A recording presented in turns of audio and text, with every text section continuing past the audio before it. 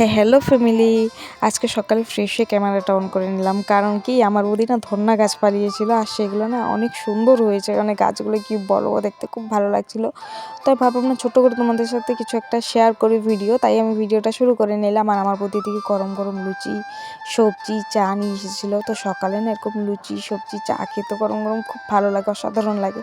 আর আমার মাও খেয়ে ডিউটি চলে গেছিলো। তারপর আমি আর আমার বৌদি একসাথে বসে রোদ্রুতে খাচ্ছিলাম। আর সবজিটা যে মুখে দেওয়ার পরে এত সুন্দর একটা সেন্ট বাড়িয়েছিল না ধনেপাতায়, কি বলবো, অসাধারণ ছিল, জাস্ট ফাটাফাটি। তারপরে আমি ম্যাজিক করে বিছানাটা উঠিয়ে নিলাম। তারপরে আমি ভাবছিলাম আর কি কাম করা যায়, ভাবলাম না চুলটাকে ঠিক করে নিই। আর অনেকটা চুল পড়ে গেছে গাইস, কীভাবে চুলটা দেখলে আমার কষ্টও লাগে, ইচ্ছা করে কেটে দিই, বাট কাটতে পারি না। তারপরে আমি ভাবলাম না চলেই যাই সানে। তারপরে গিয়ে দেখছি যে কামড়া লাগিয়েছিল, অনেকটাই কাম কমপ্লিট হয়ে গেছে। আর বাড়িটা একদম খুব ভালো লাগছে, খোলামেলা লাগছে আর কি। আর এই টি টেবিলটায় না কাঁচ লাগাতে হবে। তারপরে দেখলাম চুলাটা ঠিক করতে হবে, যেহেতু ঠান্ডা পড়ে গেছে, এখন চুলাতেই রান্না বাড়া হবে আমাদের। আর পুঁই গাছও না অনেকটা ফল এসেছে আর কি, পুঁইয়ের বিচি, সেটাও দেখে আসলাম, খুব ভালো লাগলো।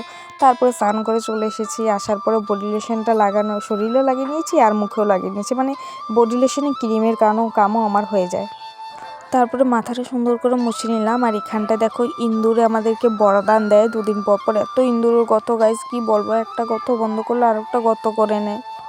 তো অনেক কিছু দিয়ে বন্ধ করেছি, ইট, বালু, মাটি, সিমেন্ট, অনেক কিছু। তো আজকে কী করছি, 2টা কাঁচামরিচ দিয়ে দিয়েছি ভিতরে। তারপরে বড় বড় ইট দিয়ে, তারপরে বালু দিয়ে, এটার উপরে মাটি দিয়ে লেপে দিয়েছি।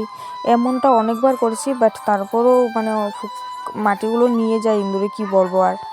তো এগুলো কুকুরের খাঁচা না। তো তোমাদের সাথে খুব ছোট্ট একটা ভিডিও শেয়ার করলাম। আর প্লিজ তোমরা আমার পাশে থাকো, আমাকে সাপোর্ট করো, তাহলেই হবে। Guys bye.